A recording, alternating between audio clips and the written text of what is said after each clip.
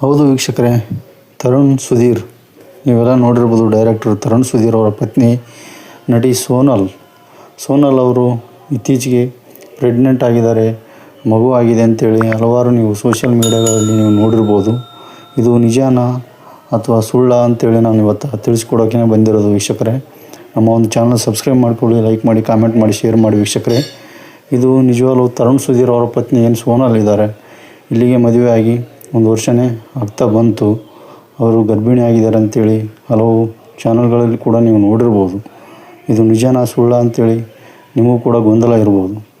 ಹೌದು, ತರುಣ್ ಸುಧೀರ್ ಅವರ ಪತ್ನಿ ಸೋನಲ್ ಅವರು ಡೆಲಿವರಿ ಆಗಿರುವಂಥ ಒಂದು ಇಮೇಜನ್ನು ಹಲವು ಸೋಷಿಯಲ್ ಮೀಡಿಯಾಗಳಲ್ಲಿ ನೀವು ನೋಡಿರ್ಬೋದು.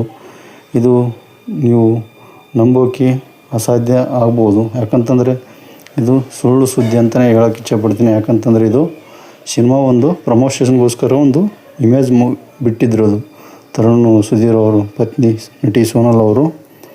ಹಾಗಾಗಿ ಅವರು ಗರ್ಭಿಣಿ ಆಗಿದ್ದಾರೆ ಅಂಥೇಳಿ ಹಲವು ಸೋಷಿಯಲ್ ಮೀಡಿಯಾಗಳಲ್ಲಿ ಕೇಳಿ ಬರ್ತಾಯಿತ್ತು. ಇದು ನಿಜವಾಗ್ಲೂ ಸುಳ್ಳು ಸುದ್ದಿ. ಯಾವುದೇ ರೀತಿ ಅವರು ಇನ್ನೂ ಗರ್ಭಿಣಿ ಆಗಿಲ್ಲ.